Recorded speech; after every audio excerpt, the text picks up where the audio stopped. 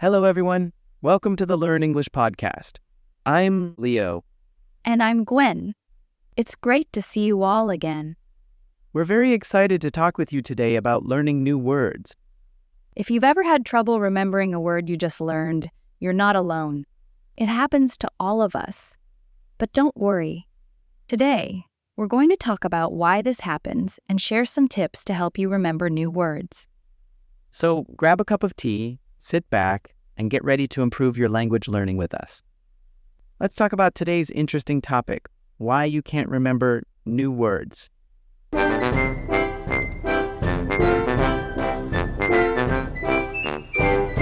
Today, we're going to talk about something that can be really hard for many people learning English. Remembering new words.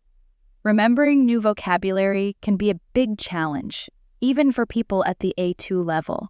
There are a few main reasons why this happens. One of the biggest reasons is the differences between English and our own languages. The grammar and words in our native languages are often very different from English. This can make it hard to connect the new English words to the ones we already know. Right. For example, the way we build sentences or the meanings of certain words may be completely different. In some languages, the sentence structure is very different from English. Things like word order and how adjectives are used can make it hard to connect the new English words to what we already know. And the meanings of words don't always directly translate either. A word in our native language might have multiple meanings that don't exist in the English. This disconnect makes it harder to remember the new English vocabulary. Another big problem is not getting enough repetition and review of the new vocabulary. If we only see or use a new word once or twice, it's easy for it to slip out of our memory. We need to review the new vocabulary regularly and use the words in lots of different ways like flashcards, reading, and conversations. They're all crucial for remembering it in our long-term memory. The final reason is that we might be trying to learn in a way that doesn't work well for us. Everyone has their own best way of learning, and if we're not using the right methods, it can be very hard to remember the words. That's a great point. Some people do better with flashcards, while others prefer listening to the words or writing them out. Finding the right way for us as individuals is key. So to sum it up, the main causes of difficulty in remembering new vocabulary for English learners are language differences, not enough practice and review, and using the wrong learning methods. Let's look at some life-related words. 1. Ability, meaning the power or skill to do something. Example, this program has the ability to adapt to its user. 2. Explanation, meaning a reason given to explain why something happened. Example, the most likely explanation is that his plane was delayed. 3. Personality, meaning the combination of characteristics that make someone unique. Example, his wife has a strong personality. 4. Goal, meaning something that you want to achieve. Example, you need to set yourself some long-term goals. 5. Positive, meaning having good or beneficial qualities. Example, the contributions have a positive impact on the lives of hundreds of children. In our previous part, we talked about some of the main reasons why memorizing new vocabulary can be so challenging. That's right, Gwen.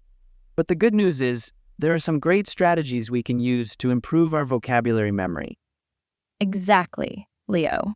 One of the most important things is to try using the new words in real-life situations.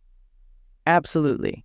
When we actually apply the new vocabulary in our daily lives, or imagine how we could use the words, it helps remember them better.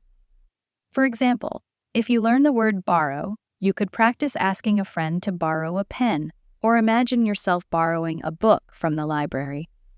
Exactly. Connecting the new words to real experiences makes them much more memorable than just studying them in isolation.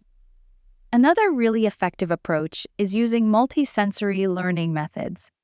This means engaging multiple senses when you're practicing new vocabulary.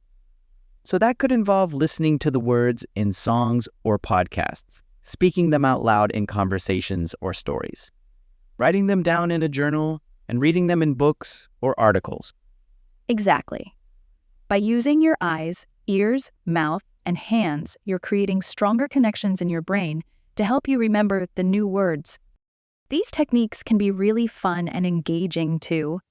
Absolutely. Learning new vocabulary doesn't have to be dry and boring. In fact, the more enjoyable you can make it, the more likely you are to stick with it.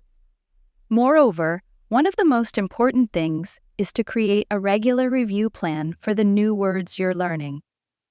Exactly. Set up a schedule to go over the vocabulary repeatedly using a method called spaced repetition.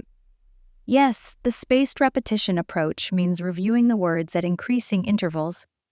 So, first after a day, then a few days, then a week, and so on.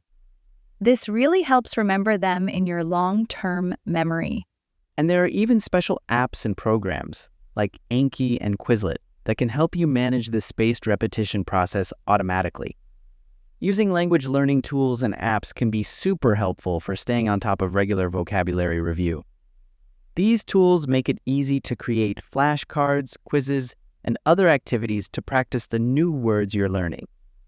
Exactly. And the final key strategy is to try connecting new vocabulary to words and ideas you already know. Yes, when you can link the new words to things in your existing knowledge, it helps your brain hold on to them better. Right. For example, if you're learning the word borrow, you could connect it to the word lend, which you might already know.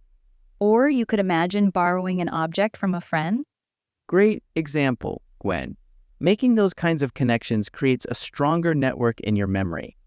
So in summary, the 3 additional strategies are creating a regular review plan, using language learning tools, and connecting new words to your existing knowledge.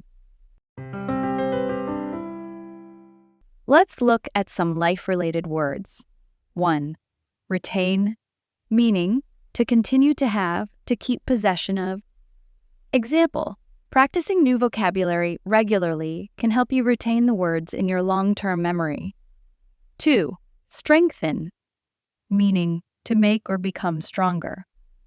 Example, using different ways to learn can strengthen your ability to remember new words. 3. Schedule, meaning a plan for carrying out a process or procedure, giving lists of intended events and times. Example, creating a regular review schedule is an important strategy for improving your memory.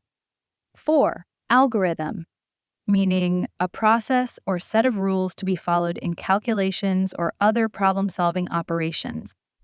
Example, the algorithm used by learning apps helps optimize the spaced repetition of vocabulary. 5. Network, meaning a group or system of interconnected people or things. Example, connecting new words to words you already know creates a stronger network in your memory. And that's it for today's talk about why you can't remember new words. We hope you found our chat helpful in understanding why it's tough to remember new words. Yeah, learning new words can be tricky sometimes, but don't worry if you're finding it hard. It's totally normal. Exactly.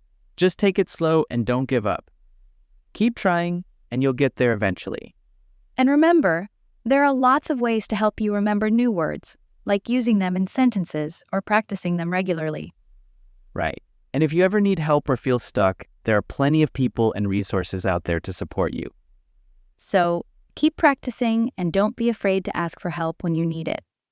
Thanks for listening, and we'll see you next time.